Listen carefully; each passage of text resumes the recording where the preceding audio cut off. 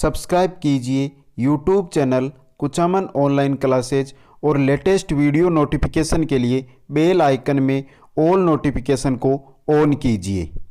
नमस्कार दोस्तों आज हम देखेंगे संस्कृत शिक्षण विधियों का भाग नंबर 5 या क्लास नंबर 5। दोस्तों आज के वीडियो के अंदर हम संस्कृत शिक्षण विधियों का निदानात्मक एवं उपचारात्मक जो शिक्षण है दोस्तों, इसके बारे में संपूर्ण जानकारी है वो एकत्रित करेंगे। दोस्तों शानदार नोट्सों के माध्यम से यहां पर पढ़ाया जाएगा और जो यहां पर पढ़ाया जाएगा उससे बाहर एग्जाम के अंदर क्वेश्चन कभी भी नहीं आएगा। तो आप अंत तक वीडियो को जरूर देखें। आप सभी का मैं स्वागत करता हूं YouTube channel Kuchaman online classes पर। दोस्तों चैनल को सब्सक्राइब करें, वीडियो को लाइक और शेयर जरूर करें।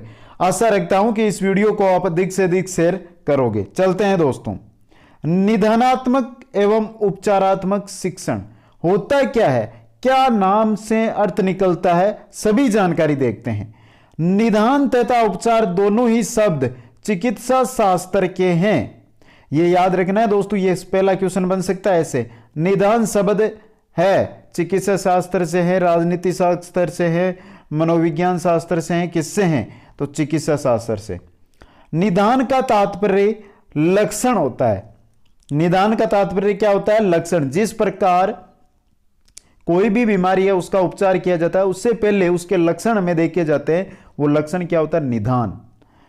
शिक्षा के क्षेत्र में छात्रों की कमजोरियों का पता लगाना निदान कहलाता है। शिक्षा के क्षेत्र के अंदर जो छात्रों की कमजोरियां हैं उनका पता लगाना ही क्या कहलाता है, निदान कहलाता है।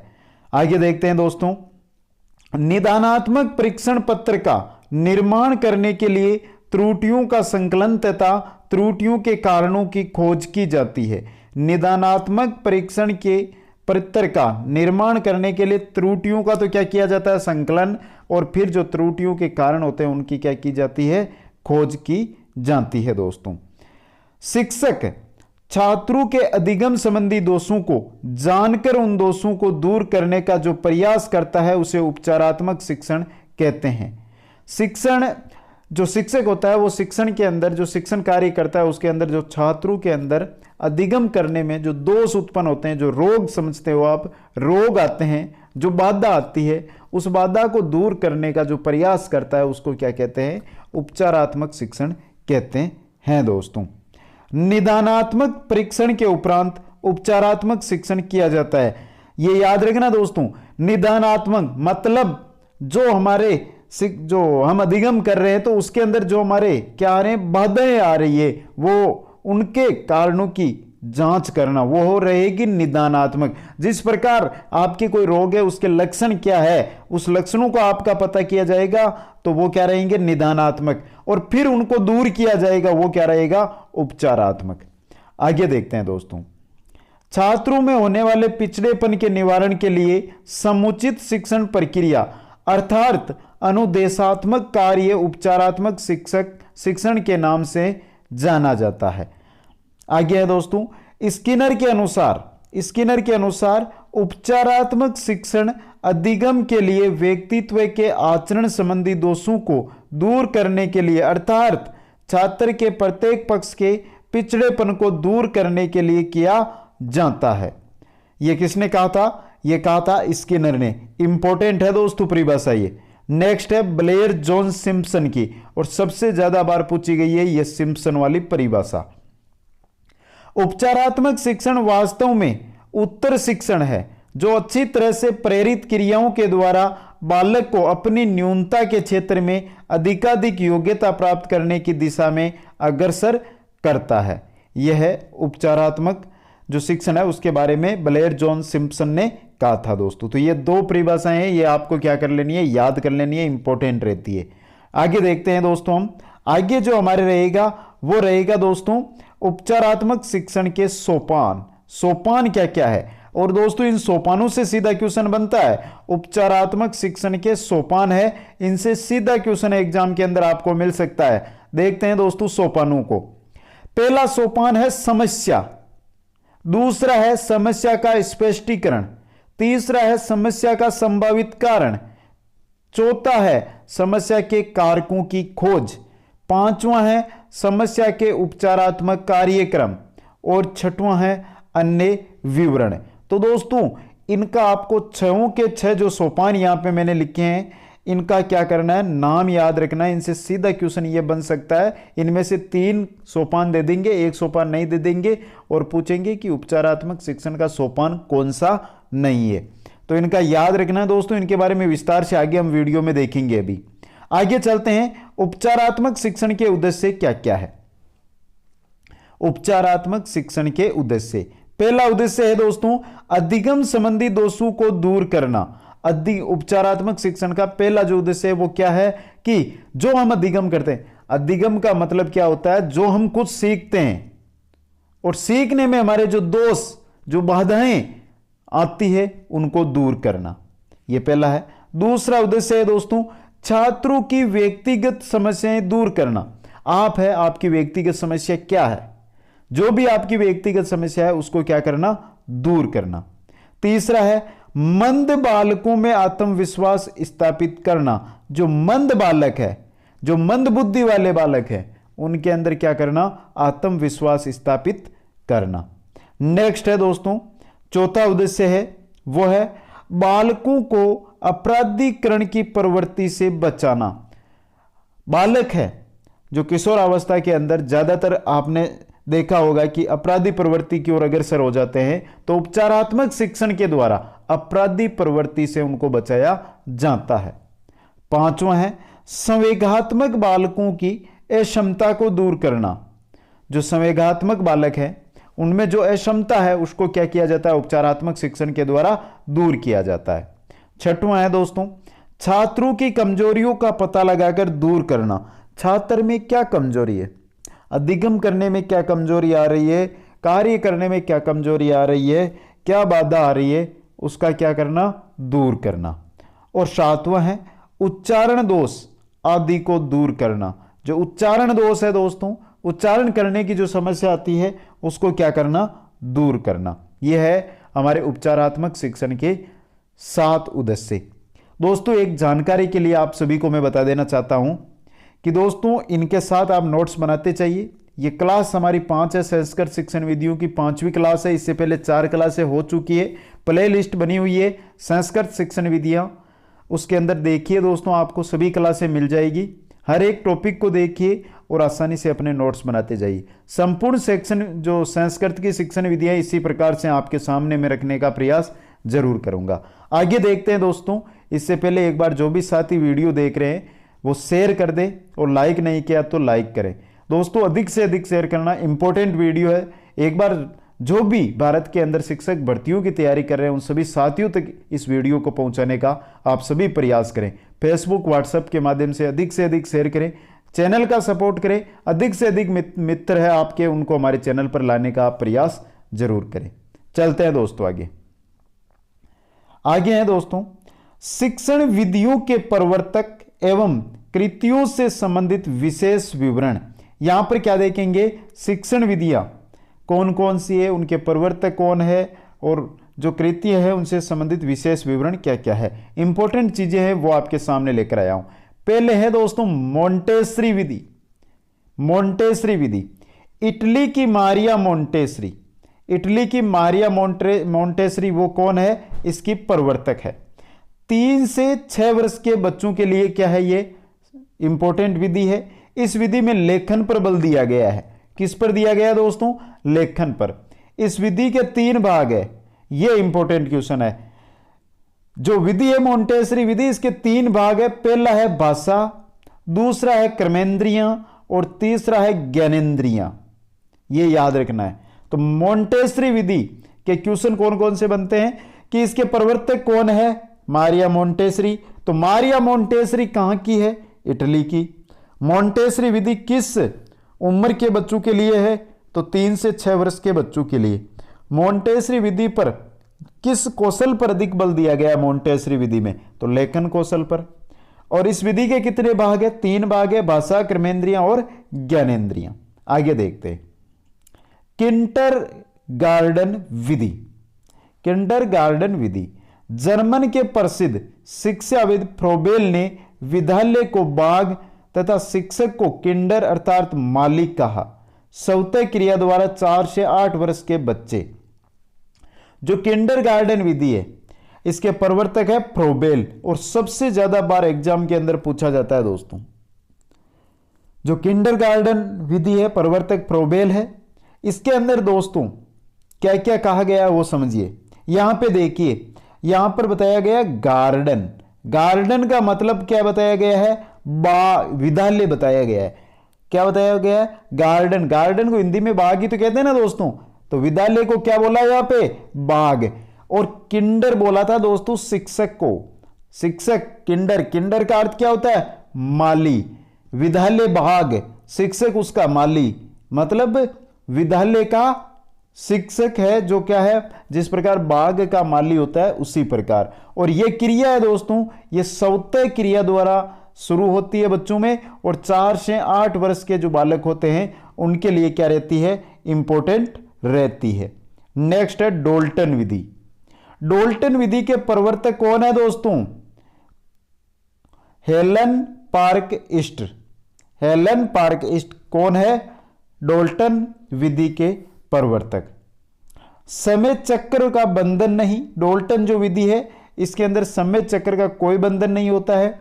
स्वाध्याय पर अधिक बल दिया जाता है। डोल्टन नगर के कारण नामकरण क्या किया गया? डोल्टन विधि किया गया। नेक्स्ट है खेल विधि। प्रवर्तक है हेनरी कोल्डवेल कुक। प्राथमिक स्तर पर श्रेष्ठ विधि। तो ये मैंने पहले भी बताया था, इंपॉर्टेंट क्वेश्चन है दोस्तों। प्राथमिक स्तर पर श्रेष्ठ विधि खेल विधि। नेक्स्ट है हमारी प्रोजेक्ट विधि। प्रोजेक्ट विधि के प्रवर्तक है W.H. किलपैट्रिक, लेकिन मूल विचारक जॉन डीवी थे। अब बहुत सारे साथी क्या करते हैं कि मैंने कुछ दिनों पहले एक शिक्षण विधियों का क्वेश्चनों का वीडियो अपलोड किया था, वहां पे मैंने बताया था कि प्रोजेक्ट विधि के मूल प्रवर्तक कौन है। तो वहां पे मैंने क्या किया था, जॉन डीवी को सही बताया। तो बहुत सारे साथियों ने बोला सर आपने गलत बता दिया है। जो प्रोजेक्ट विधि है उसके प्रवर्तक तो किलपैट्रिक है, लेकिन यहां पे देखिए मूल प्रवर्तक या मूल विचारक कौन है? जॉन डीवी है। हां, प्रवर्तक W.H. किलपैट्रिक है, लेकिन मूल विचारक की बात की जाएगी वहां पर जॉन डीवी आएगा। पाठ्य पुस्तक विधि डॉक्टर वेस्ट प्रवर्तक। वेस्ट महोदय है वो क्या है? इसके प्रवर्तक है दोस्तों। नेक्स्ट है पंचपटी हर्बट। पंचपटी हर्बट दोस्तों, इससे सीधा क्वेश्चन है वो आपको यही मिलेगा कि पंचपदी हर्बट है। इस विधि के अंतर्गत जो 5 पद है उनमें से इनमें से 3 पद दिए जाएंगे, 1 पद नहीं दिया जाएगा, और पूछा जाएगा कि पंचपदी में कौन सा पद इनमें से शामिल नहीं है। तो याद रखना, प्रस्तावना, विषयोपस्थापन, तुलना, सामान्यीकरण और प्रयोग, ये 5 इसके पद थे दोस्तों। नेक्स्ट है प्रत्यक्ष विधि। सर्वप्रथम फ्रांस में 1901 में गुइन के द्वारा, फ्रांस में 1901 में प्रवर्तक कौन? गुइन। यहां पे देख, गुइन के द्वारा। संस्कृत में प्रोफेसर वीपी बोकिल महोदय के द्वारा। लेकिन दोस्तों आपके संस्कृत में अगर ये क्वेश्चन बनकर आता है तो आपको राइट आंसर करना है वीपी बोकिल महोदय के द्वारा इसका क्या किया गया था? प्रवर्तन। आगे चलते हैं। पाठ योजना का आविर्भाव गेस्टाल्ट मनोविज्ञान। पाठ योजना के प्रवर्तक या जनक स्पेंसर। ये दोनों के दोनों इंपॉर्टेंट है दोस्तों क्वेश्चन। नेक्स्ट है व्याकरण अनुवाद विधि या भंडारकर विधि। व्याकरण अनुवाद विधि या भंडारकर विधि। प्रवर्तक कौन है? डॉक्टर रामकृष्णन गोपाल भंडारकर। 1935 में लॉर्ड मैकाले के साथ विकसित किया। पाश्चात्य पद्धति भी है दोस्तों ये। वामन शिवराम आप्टे इसके क्या थे? समर्थक थे। तो यहां से व्याकरण शिक्षण विधि व्याकरण अनुवाद विधि या भंडारकर विधि इंपॉर्टेंट है, इसको ध्यान से समझ लें। प्रवर्तक कौन है? डॉक्टर रामकृष्ण गोपाल भंडारकर। किनके साथ इसको विकसित किया था? लॉर्ड मैकाले के साथ। और इसके समर्थक कौन थे? शिवराम आप्टे। आगे चलते हैं दोस्तों। मूल्यांकन विधि हर्बर्टीय पंचपदी का विकसित रूप है। हर्बर्टीय जो पंचपदी है उसका विकसित रूप क्या है? मूल्यांकन विधि। आगे देखते हैं। प्रस्तावना, उन्मुखीकरण, तुलना, अमूर्तीकरणम, विषयोत्थापन प्रदर्शनम इति समानार्थका। तो प्रस्तावना, तुलना, विषयों उपस्थापन, ये क्या है, इसमें समानार्थ है। आगे चलते हैं। पाठशाला विधि प्राचीनतम, इस पारंपरिक विधि को पंडित प्रणाली भी कहा जाता है। पाठशाला विधि है वो प्राचीनतम है, इस पारंपरिक जो विधि है इसको पंडित प्रणाली भी कहा जाता है। प्रश्नोत्तर विधि के प्रवर्तक प्राचीन यूनानी दार्शनिक सुकरात थे। प्रश्नोत्तर विधि के प्रवर्तक कौन थे? सुकरात थे। प्रत्यक्ष विधि को सुगम पद्धति, निर्बाध विधि तथा मात्र विधि के नाम से भी जाना जाता है। प्रत्यक्ष विधि में भाषा स्वयं माध्यम से पढ़ाई जाती है। यह जो एक एक चीजें हैं दोस्तों, इनको लिख ले, इंपॉर्टेंट चीजें हैं ये। आगे देखते हैं। संस्कृत शिक्षण में प्रत्यक्ष विधि का सर्वप्रथम प्रयोग प्रोफेसर वीपी बोकिल महोदय ने किया। प्रत्यक्ष विधि का सर्वप्रथम संस्कृत में प्रयोग बोकिल महोदय ने किया। इनकी पुस्तक का नाम a new approach to Sanskrit. तो ये क्वेश्चन बन जाता है कि a new approach to Sanskrit पुस्तक के लेखक कौन है? वीपी बोकिल। आगे चलते हैं।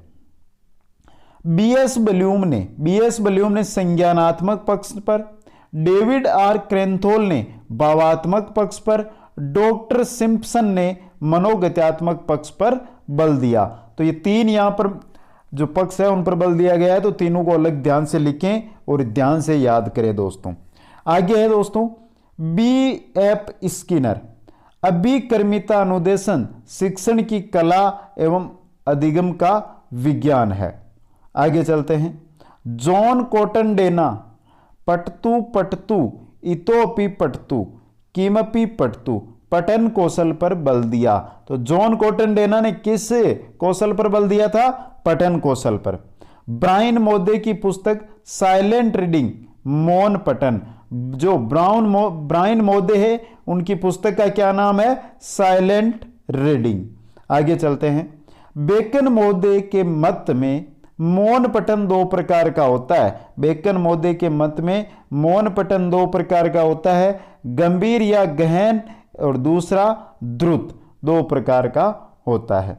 जुड़ मोदे, उच्च कक्षाओं में वाचन की सर्वोत्तम विधि मौन वाचन है। किसने कहा था कि उच्च कक्षाओं में वाचन की सर्वोत्तम विधि मौन वाचन है? तो जुड़ मोदे ने कहा था। आगे चलते हैं। भाषा बिंब चार होते हैं। भाषा के चार बिंब कौन कौन से होते हैं? दृश्य, श्रुति, विचार और भाव।